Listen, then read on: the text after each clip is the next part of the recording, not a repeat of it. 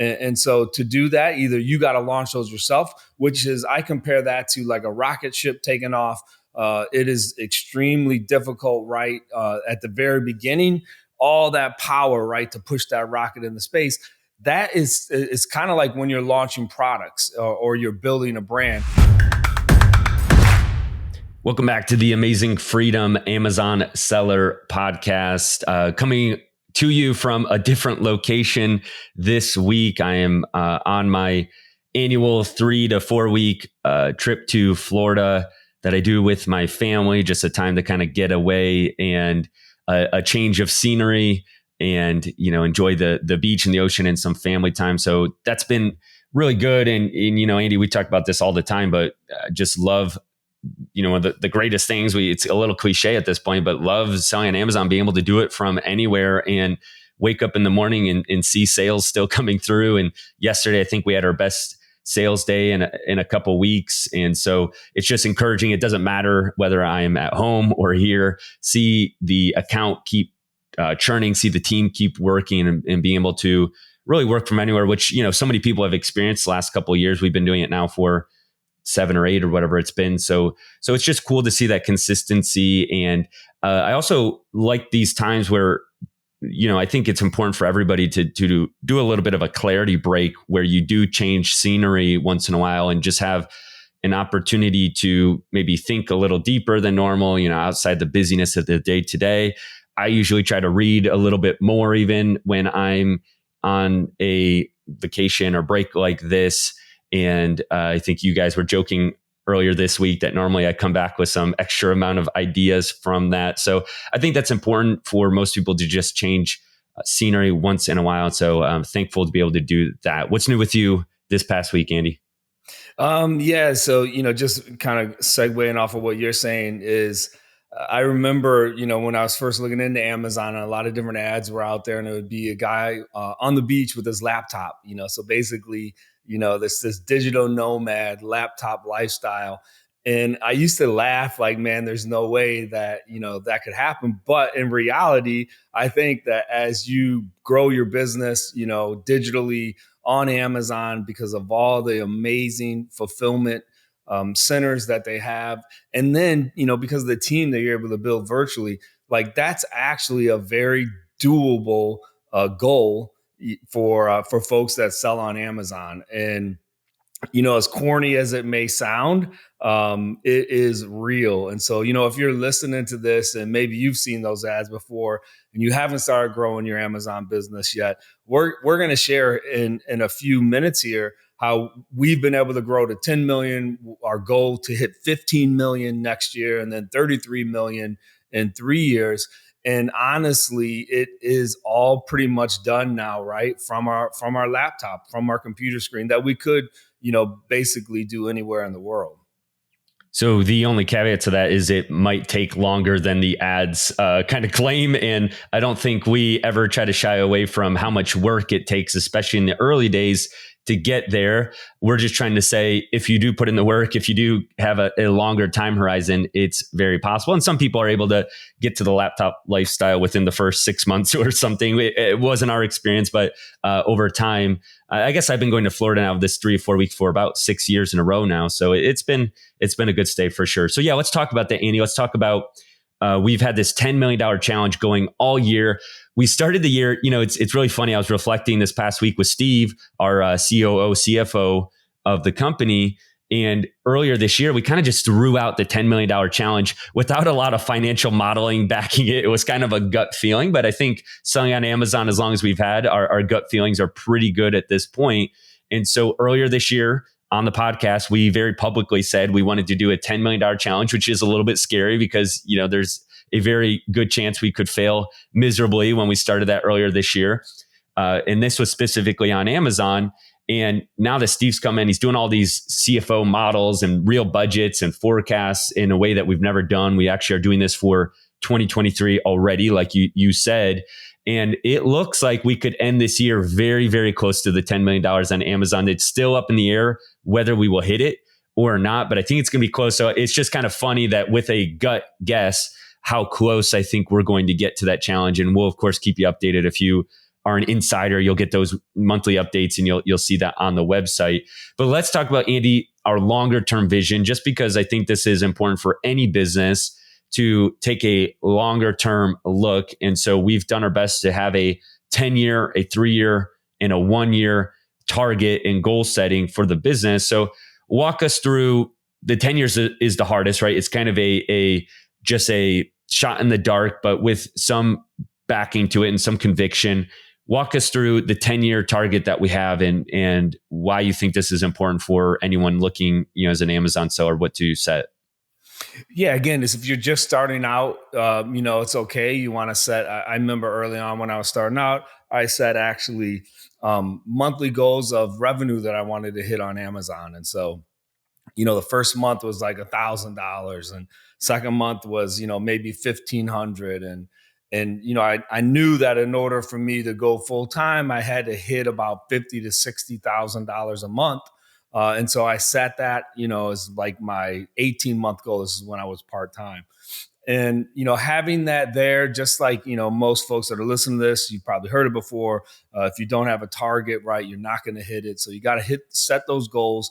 And for us, there's a number of things that we realized to reach our 10-year goal of $200 million in sales, that there are a number of things that we have to put in place to be able to hit that. And so, Nate, I don't know, maybe share a few of those things that we're going to have to, put in place. Yeah. And that goal obviously sounds very ambitious. The 10-year goal is supposed to kind of be, and it might even be 10 to 20 years for some people. It's supposed to seem kind of crazy at the moment. You don't have to know exactly how you're going to get there, but you do need a target. And then you start to work your way backwards with a 3-year and a 1-year. Well, what are some actionable steps? So this year, for example, we knew we really needed a COO, CFO. So that's just one example. We hired someone in who has an MBA, who's very smart, has a bigger salary, that comes along with that as well. But that was an actionable step towards this 10-year target. Other things we're going to need to do is probably acquire some companies. So Andy, maybe you can talk about that. We're actually in the process just this week of buying a business. So instead of just starting Amazon brands from scratch, one way to accelerate the growth for us to hit our target would be to buy an existing business. So maybe just walk through that in, towards that tenure. Yeah. So if you follow Warren Buffett at all, you know that this is how he really crushes it. He purchases companies. He likes companies, that have good, whatever he's looking for with his financial metrics. And right now, because the economy, right, is definitely a little slower than what it was. It was roaring for 10 years straight. So there is opportunity out there to purchase brands that may be struggling, or for whatever reason, the owner wants to let them go. And so we know that in order for us, right, to hit that 200 million in 10 years, that we have to have a number of products, probably as well in a number of different niches. And so to do that, either you got to launch those yourself, which is, I compare that to like a rocket ship taking off. It is extremely difficult, right, at the very beginning, all that power, right, to push that rocket into space. That is kind of like when you're launching products or you're building a brand. The other way, though, is to acquire brands that maybe are distressed, where you see they have potential and they have momentum going already. So you just have to come in with your team, right, and kind of shore it up and then create another vision or another path, right, for that brand that's already existing. And so we're in the process of that right now, which is exciting because this will be really our first brand acquisition. But I think it's going to be able to immediately start to impact, right, our bottom line and gross revenue as well as net profit. Yeah. So just earlier this month, we got back into an arbitrage business, and we think that could hit a couple million within the next couple of years of kind of steady cash flow. We just had an LOI get accepted. So that just means a letter of intent purchase offer accepted this past week for a brand that we think could do a couple million. So these are just small building blocks towards what we think could get in 10 years, a portfolio of brands to 200 million. So that's the really long term.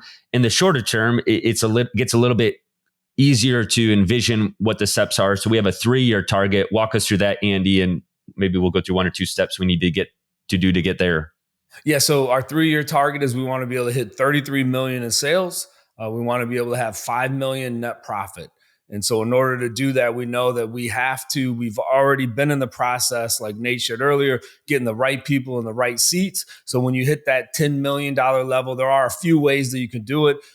There are many people, they will outsource and use other agencies for their PPC or other agencies to create their listings, graphic artists. We've actually chosen another route where we've raised up a team that's doing that. So you kind of have two options there. But whatever option you take, you are definitely going to have to build out your business in order to hit that 10 million. And then to go from that 10 million to 33 million, it definitely looks a little different. But one of the main key ingredients is getting the right people in the right seats and then building those teams, right? Yeah, definitely. And I wanted to hit on that a little bit more in a second. Before I do that, I just wanted to say our 1 year target that you already mentioned is to get to 15 million next year. And for us to do that, we think the most important thing over the next year is just going to be to launch a bunch of new products again. So we've been talking about that all this past year, but we have a target of launching probably over 30 products in the next year, new products within our niches where product lines we're already working on, but just getting more new products. That's what we think could get us from the 10 million mark ish, maybe 11 to the 15 over the next year. And to go on what you said, maybe someone listening is saying, that's great, but how do I just get my first million? And you kind of touched on that. But I think when it comes to products, to get to your first million, for us at least, and in our experience, just focusing on one good product, $1 million product or niche is the way to go at first. You can't get too broad. You can't be all over the place. And that's what we did. Our first year of selling it was just a couple SKUs within one very specific target niche market that got us to the 1 million mark, because you just need sales. You need to get something going. So for that first million, it's probably going to be just you, and you're just selling one or couple products within a niche really aggressively, and all of your attention's just on that. Then once you're able to get to that million a year mark ish, to get from 1 to 10 in our experience, that's when you need to look at launching a lot of new products aggressively. And so that's what we did. We've talked about this before, but early last year, we had a quarter where we launched 15 new SKUs or products that were all good, a lot of attention there in one quarter. And those products now, a year later, I believe in Q3 this year, they made up about a third of our sales. So extremely important to our bottom line this year was those launching new products. So to get to 1 million, focus on one niche, one product, even maybe just 1 to 3 products in that space. Make sure they're good. Make sure that product's really good, has some type of unique, specific differentiator. 1 to 10, you got to launch a lot of products. That's what we're seeing, at least, and what we expect.